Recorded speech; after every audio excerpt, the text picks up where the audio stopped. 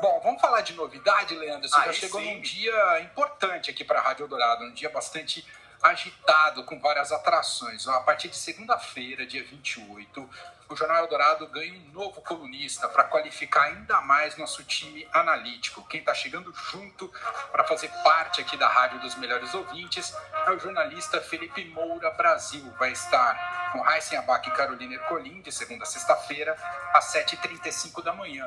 E hoje a gente vai bater um papo prévio com o Felipe Moura Brasil, que está com a gente. Oi, Felipe, tudo bem?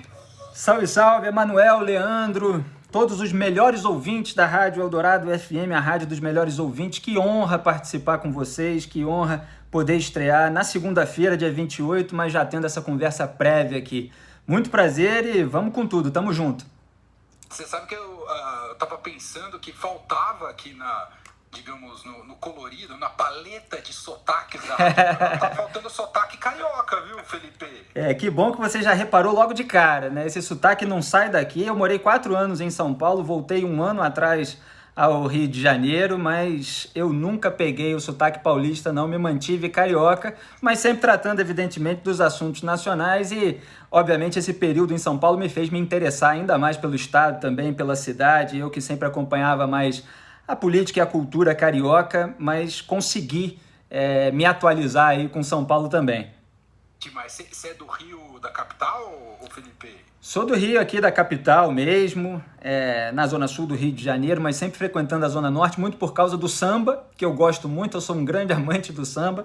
Que legal. E também do futebol, né? Porque já joguei muita bola e sempre frequentei o Maracanã, inclusive. Aliás, a minha paixão pelo rádio, inclusive, vinha de ouvir os narradores, os comentaristas de rádio, com o meu antigo radinho de pilha, meu Walkman, né? Quando a gente é moleque, vai pro Maracanã com o pai, com a família, com os irmãos, né? Aquela bagunça. Eu estava lá pequenininho na final de 87, Flamengo e Internacional. O Andrade enfiou a bola pro Bebeto, tocou na saída do Tafarel, 1-0 Flamengo. E sempre escutando os narradores, os comentaristas de rádio, reproduzindo as vinhetas e imitando, né? E até que um dia eu comecei a trabalhar no rádio, mas isso já foi lá pro meio da minha carreira, vamos dizer assim, porque eu sou colunista já há mais de 18 anos e o rádio veio um pouquinho depois, mas já tô há anos aí trabalhando também. É um prazer voltar a falar para o público de São Paulo, de todo o Brasil. Aliás, eu estava divulgando nas redes sociais o aplicativo também, vocês estavam falando, para as pessoas ouvirem de qualquer lugar. Muito bom. Você falou da paixão pelo samba, isso inclui carnaval também? Te pergunto até porque esse ano o carnaval tá essa coisa meio estranha, vai ser só em abril e tal. O carnaval mais estranho de todos os tempos. Eu sou apaixonado por carnaval, já fiz inclusive cobertura jornalística de carnaval. Eu frequento as quadras das escolas, eu conheço os sambistas, as pessoas que ficam ali no samba, no chão, né, como a gente fala. Os ensaios das escolas de samba, principalmente as feijoadas, são os meus programas favoritos. Eu costumava brincar e sempre repito isso, que no primeiro sábado do mês é a feijoada da Portela, no segundo da Mangueira, no terceiro do meu querido Império Serrano. Aí eu brincava que no quarto eu descansava, porque é feijoada demais no mês.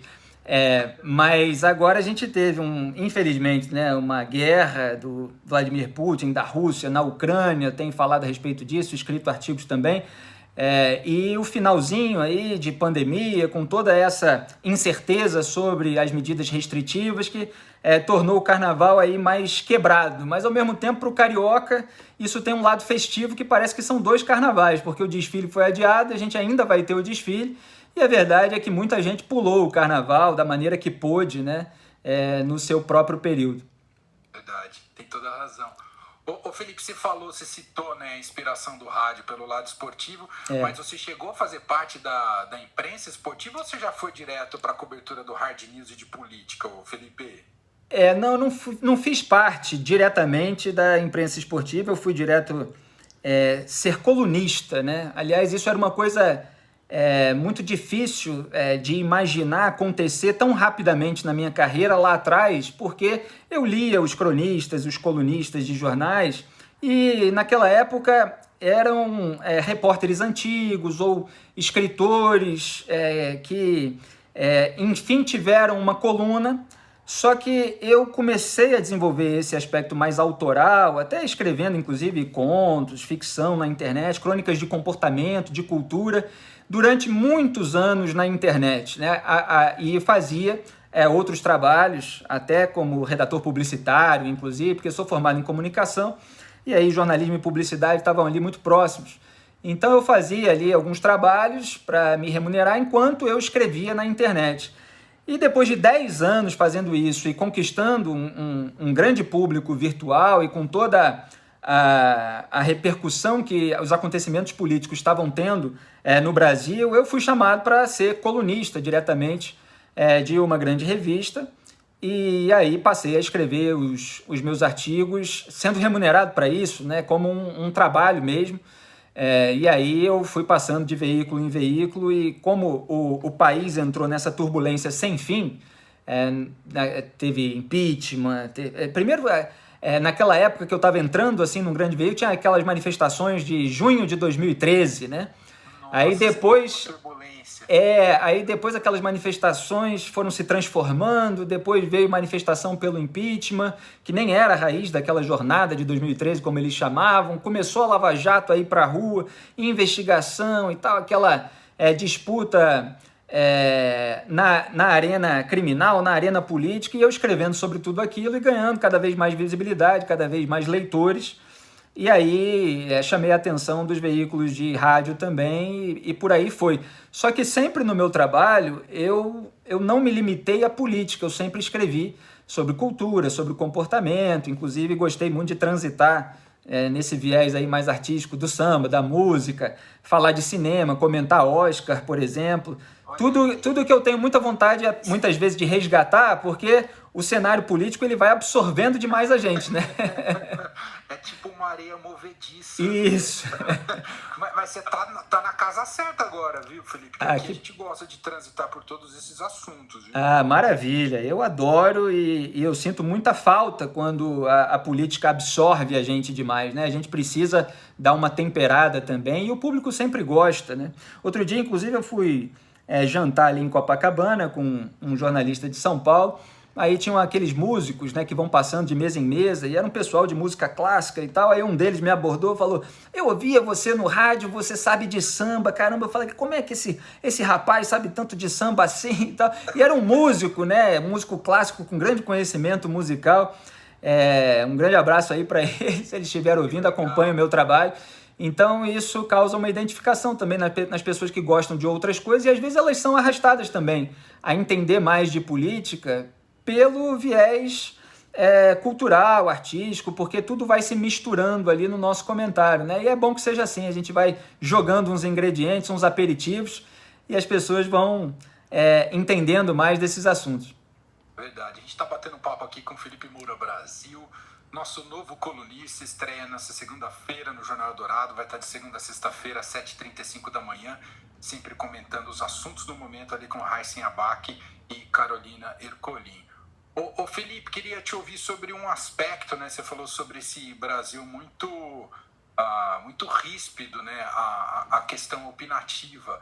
E as pessoas muitas vezes acham que colunistas têm um lado no sentido ideológico, partidário. Como é que você responde esse tipo de crítica, Felipe? Olha, o compromisso do jornalismo, eu até falei para o site de vocês, é com a verdade e com a moralidade pública, doa quem doer. O que aconteceu no debate público brasileiro, mas não é um fenômeno exclusivamente nacional, é essa divisão tribal, muitas vezes binária, né, como a gente vê, por exemplo, entre lulistas e petistas aqui no Brasil, mas há também um binarismo em alguns outros países. E aí as pessoas vão se fechando em tribos e começam a fazer aquilo que é uma expressão das redes sociais, acabou pegando, que é o passar pano para as imoralidades, eventualmente até para os crimes cometidos por membros da tribo que as pessoas defendem e da corrente ideológica. Então você tem um corporativismo político, ideológico, que é muito nocivo ao debate público e que faz com que aquilo que é factual fique completamente distorcido pela propaganda que se quer fazer do próprio grupo, da própria tribo, e pela demonização dos adversários. Então um grande desafio do colunismo é você separar aquilo que é fato e aquilo que é propaganda no pior sentido, não é a preferência individual, é a propaganda no sentido de distorção da realidade. As pessoas têm direito de ter as suas preferências, elas não têm assim o direito, né, na maneira de falar, de escolher os próprios fatos, né? Então, tem coisas que são verificáveis e a gente precisa colocar. Eu, inclusive, sempre no meu trabalho de rádio também, coloquei os fatos, e a partir do momento que os fatos estão expostos, eu faço a minha análise. Muitas vezes a análise vai apontando os fatos ali concomitantemente, e o ouvinte vai formar o seu juízo. Ele eventualmente pode discordar, ele pode concordar, ele vai raciocinando junto, mas ele tem aquela base comum. E essa base comum está se perdendo. Outro dia até citei uma autora que ela diz num livro que a Anne Applebaum, né, até fiz um artigo grande com um depoimento que ela deu recentemente no Senado americano, mas no livro dela, Crepúsculo da Democracia, ela fala, antigamente as pessoas tinham opiniões diferentes, hoje elas têm fatos diferentes. Na verdade, nem são fatos, né? Você tem os fatos que são aqueles que são verdadeiros e você tem as narrativas sobre coisas que não aconteceram daquela maneira que está sendo contada. Então é preciso ter essa honestidade intelectual, essa sinceridade, essa transparência para distinguir aquilo que é fato, aquilo que é o elemento da realidade e aquilo que é gritaria. E a gente não pode se guiar pela gritaria, principalmente das redes sociais, mas da imprensa também. Tem diversas pessoas em diversos veículos que estão aí veiculando um conteúdo muitas vezes histérico, divisivo, rasteiro, né? E não pode se guiar pelas pressões decorrentes de tudo isso. Então, em cada episódio relevante da política e da cultura, distinguir os elementos em jogo na hora de fazer a análise é um dos meus trabalhos aqui e eu vou ter um prazer enorme de fazer com vocês. Muito bom. Leandro, já tem celebrações dos ouvintes mandando mensagens aqui com a chegada do Felipe Moura Brasil na Rádio Dourado, né, Leandro? Claro, no nosso 991299111, só duas pequenas amostras aqui para simbolizar. Por exemplo, o AG diz que Felipe Moura Brasil é um gigante. E também a Ilka, que mandou aqui que bom que o Felipe Moura Brasil vem para Eldorado, vai ser ótimo. Parabéns a Eldorado, colunistas excelentes todos, sem exceção. Muito bom. Eu fico muito feliz, mando um abraço aí para esses ouvintes e como eu disse lá na entrevista no site também, o Jornal Eldorado tem aí os apresentadores, os convidados, os colunistas, os repórteres que trazem informações e análises de qualidade e que tratam da realidade. Eventualmente, as pessoas podem formar um juízo, ter uma pequena discordância aqui e ali, de visões de mundo diferentes, isso tudo faz parte. Agora, é uma equipe que está voltada para a realidade e isso é fundamental. Lamentavelmente, muitos veículos, programas e profissionais, eles se transformaram em programas de propaganda que defendem uma tribo incondicionalmente. Isso é muito ruim, porque a consciência individual das pessoas vai se deteriorando. As pessoas não sabem exatamente o que está acontecendo e depois a realidade se impõe muitas vezes e a pessoa não sabe de onde veio aquilo, porque ela estava sendo enganada, estava sendo ludibriada durante muito tempo. Então é preciso falar daquilo que realmente está acontecendo. Hoje, aliás, está acontecendo um monte de coisa para mostrar que esse país não para mesmo. Pode... até te perguntar se podia te colocar na fogueira hoje, já pode? Pode, aqui eu tô no jogo para vocês aí, eu não fujo de nada não. Então vou só te fazer uma pergunta sobre o escândalo, que a gente vai tratar mais dele hoje também, mas do escândalo do momento envolvendo o Ministério da Educação e o Milton Ribeiro e um grupo paralelo de pastores ali que indicavam como o dinheiro público deveria ser gasto, o dinheiro público da educação como ele deveria ser gasto. Queria te ouvir se ficou inviável para o ministro, Felipe. Olha, num país normal, teria ficado inviável até para o presidente da República. É que a gente está no Brasil, né? Um ministro que é flagrado num áudio dizendo que está favorecendo pastores aliados do presidente, a pedido dele, no fornecimento de verbas do Ministério da Educação, quer dizer, favorecendo prefeituras indicadas por esses pastores aliados que não têm sequer cargo no Ministério da Educação, é um escândalo, de fato. É que no Brasil se acostuma com tudo. Aliás, o senador Alessandro Vieira estava falando a respeito disso. A gente não pode considerar normal. E não pode mesmo.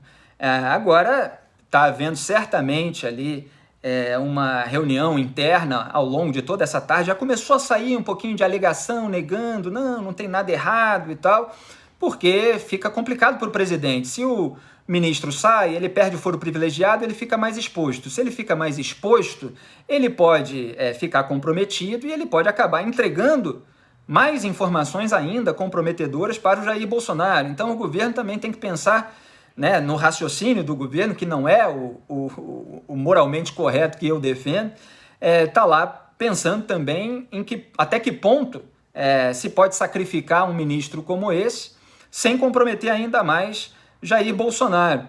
É muito grave, você tem aí várias iniciativas parlamentares, tanto no Supremo Tribunal Federal quanto na Procuradoria-Geral da República, apontando improbidade administrativa, tráfico de influência, advocacia administrativa, que é recorrente, inclusive, em termos, pelo menos, de elementos que aparecem como acusações, mas depois todo mundo é blindado.